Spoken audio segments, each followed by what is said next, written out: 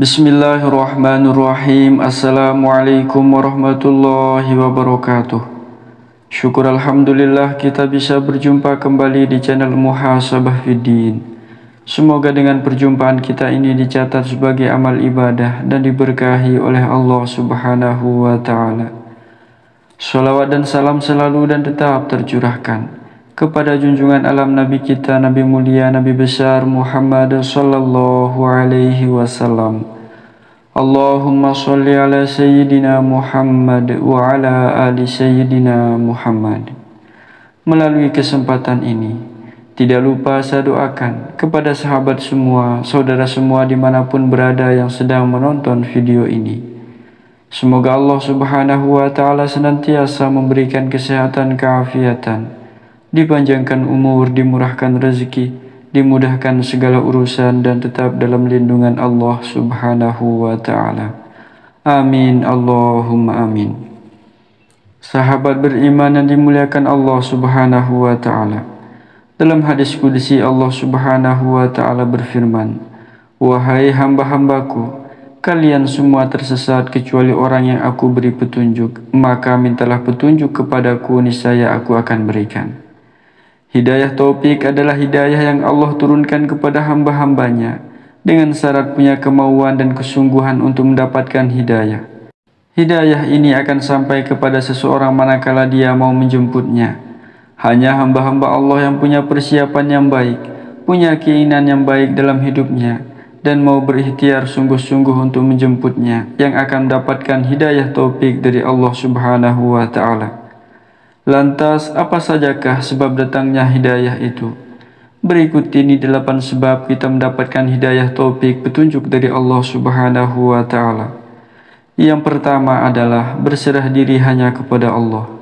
Sahabat beriman yang dimuliakan Allah, berserah diri hanya kepada Allah artinya selalu bergantung dan bersandar kepada Allah dalam segala sesuatu yang dilakukan atau ditinggalkan oleh seorang hamba, serta tidak bergantung kepada kemauan diri sendiri. Ini merupakan sebab utama untuk meraih taufik dari Allah Subhanahu wa ta'ala, yang merupakan hidayah yang sempurna. Bahkan inilah makna taufik yang sesungguhnya. Ibnul Qayyim mengatakan bahwa kunci pokok segala kebaikan adalah dengan kita mengetahui, meyakini bahwa apa yang Allah kehendaki pasti akan terjadi, dan apa yang Dia tidak kehendaki maka tidak akan terjadi. Karena pada saat itulah kita yakin bahwa semua kebaikan amal soleh yang kita lakukan adalah termasuk nikmat dari Allah, karena Dialah yang memberi kemudahan kepada kita untuk bisa melakukannya, sehingga kita akan selalu mensyukuri nikmat tersebut dan bersungguh-sungguh merendahkan diri serta memohon kepada Allah agar Dia tidak memutuskan nikmat tersebut dari diri kita. Yang kedua adalah dengan berpegang teguh pada agama Allah. Sahabat beriman yang dimuliakan Allah, Allah Subhanahu wa ta'ala berfirman dalam Al-Quran surat Toha ayat 123, "Maka jika datang kepadamu wahai manusia petunjuk daripadaku, lalu barang siapa yang mengikuti petunjukku, maka dia tidak akan tersesat dan tidak akan sengsara dalam hidupnya." Yang ketiga, dengan membaca Al-Quran dan merenungkan kandungan maknanya.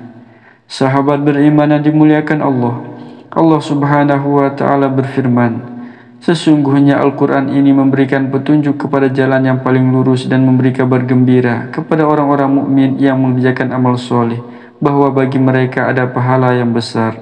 Quran Surat Al-Isra ayat 9. Imam Ibnu Katsir berkata, dalam ayat ini Allah Subhanahu wa ta'ala memuji kitabnya yang mulia yang diturunkannya kepada Rasulullah Muhammad sallallahu alaihi wasallam, yaitu Al-Quran, bahwa kitab ini memberikan petunjuk kepada jalan yang paling lurus dan jelas. Yang keempat, dengan mentaati dan meladani sunnah Rasulullah sallallahu alaihi wasallam. Sahabat beriman yang dimuliakan Allah, Allah Subhanahu wa ta'ala menamakan wahyu yang diturunkannya kepada Rasulullah sallallahu alaihi wasallam sebagai Al-Huda, petunjuk, dan dinul haq, agama yang benar.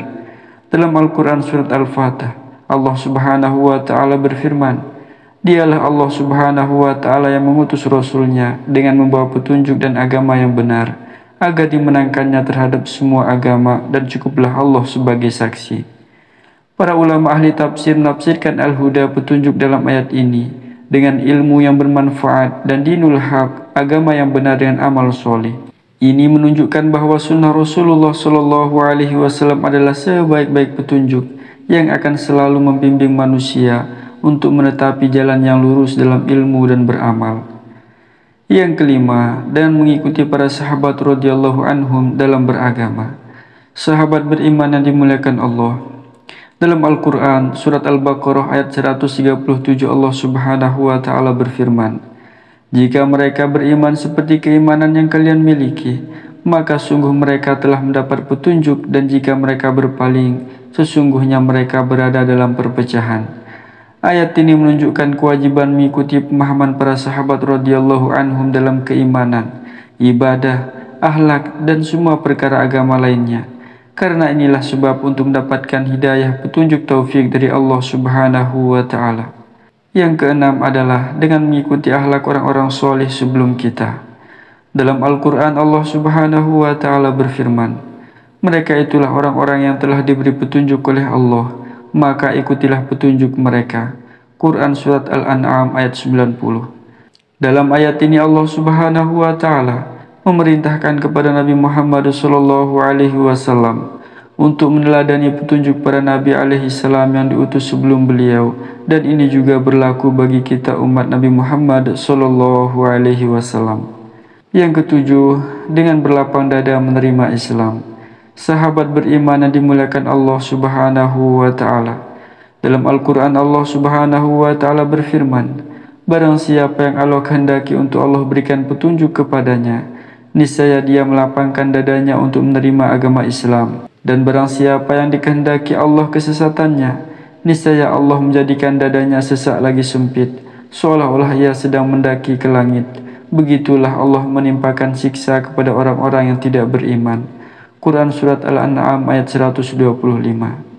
Yang terakhir, yang kedelapan adalah dengan beriman kepada takdir Allah dengan benar.